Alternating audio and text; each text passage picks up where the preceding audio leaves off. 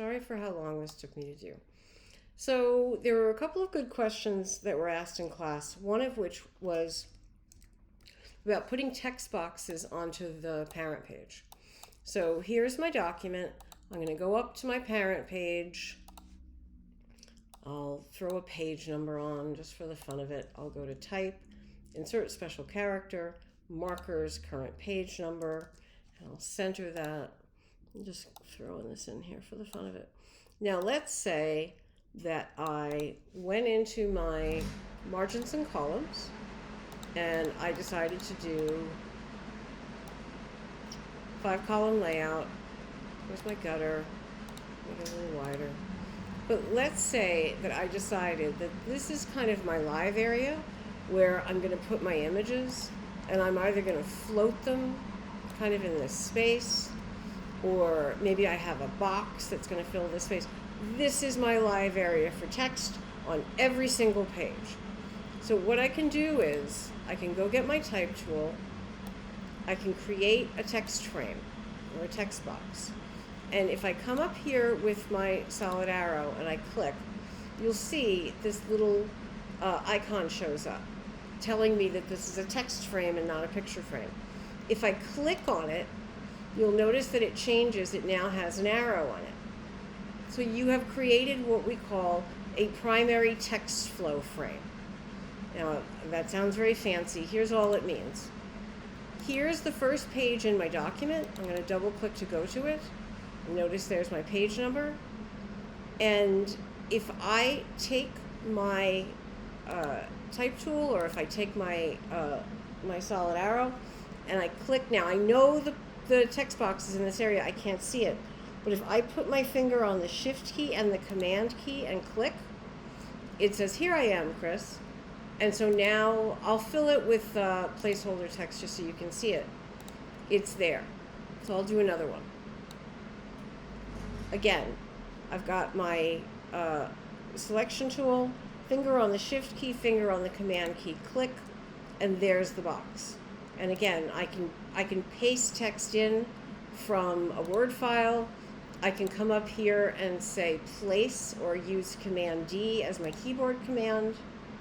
And if I go to my desktop, let's see, let me go to my download folder. There we go. Here's a Word file.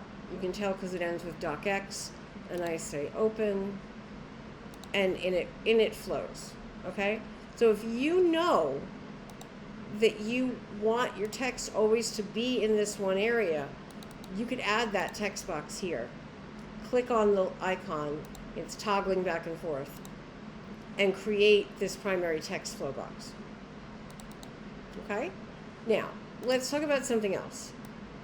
Let's talk about bullets. Now, there's a couple of different ways that you can do bulleted text.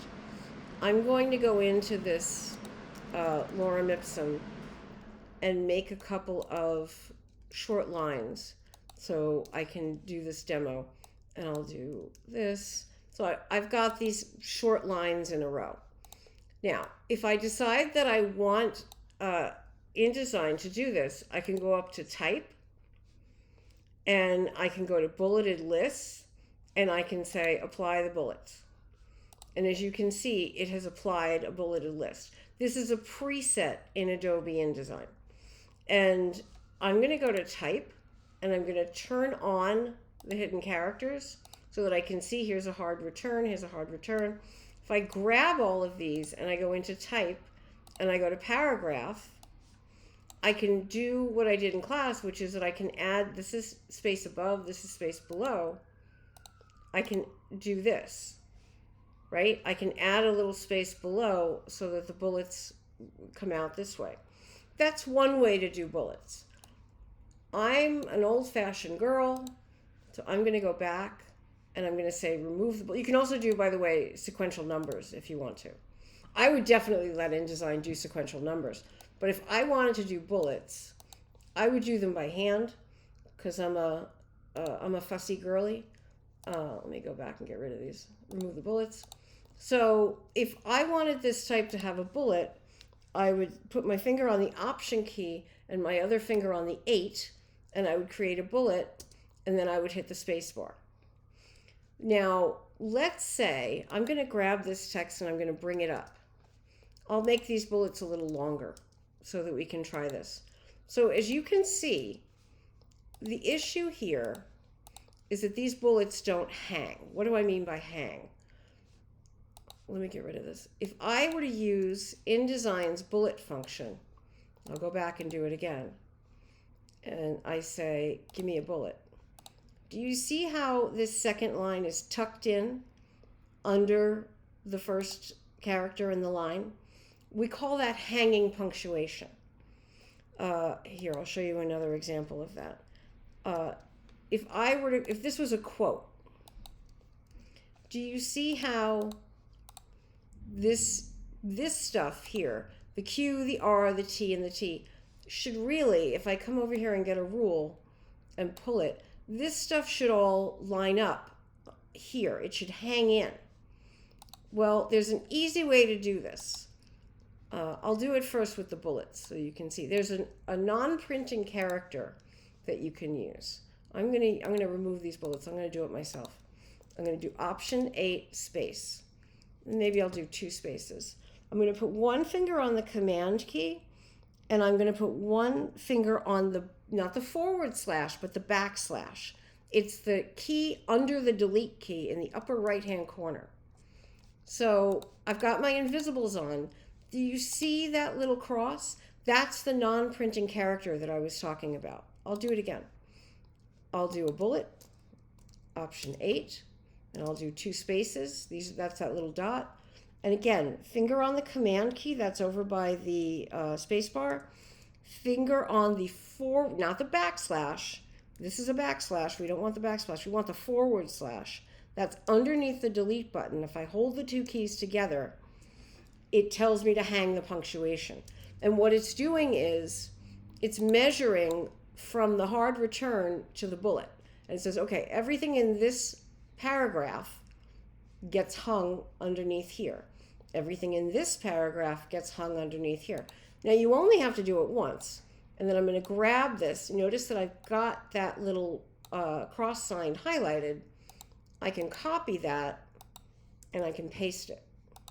And then if I really want to get fancy pantsy, I can come over here and highlight the bullet. I can come up here to my glyphs. Glyphs show you special characters. They show you ligatures if you've worked with ligatures. But in this case, these glyphs, I'm going to go, and these are all the typefaces that I have loaded on my machine.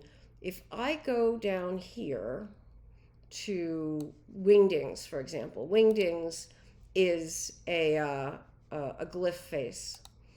And I say here, entire font. So this is the wingdings font. If for example, I go to Zafting Bats. Zafting Bats is probably the one you're used to. And I decide I want a diamond. Now, you'll notice that my nice bullet has turned into this little rectangle is saying, hey, this bullet doesn't exist in Zafting Bats. It worked in the typeface I was using, but in this other typeface, it's not working. Well, that's okay. I can look through. These are, I know these look like little pictures, but they correspond to keys on the keyboard. But if I'm working here, let's say I wanted a star. If I double click, you can see. So I've got this kind of custom dingbat. And if you're working with this kind of stuff, you can get some nice effects. I'm copying and pasting. This is why I like to use my own bullets rather than rely on InDesign's bullets, because I'm a fussy thing. If I come over here to preview, you can see how that works. And watch, I'll use that hanging indent character here. One finger on the Command key, one finger on the backslash, and there we go. There's yet another way to do this. Here, I'll do another double line of copy so we can see. I'll do a soft return, which is shift return. So I forced a break here, but it's not a paragraph return. It's not adding extra paragraph space. Let me turn the invisibles on again so you can see. I'll go out of that. So here's yet another way to do this. So here's my bullet. if I come over here, these controls here, these are all the indent controls.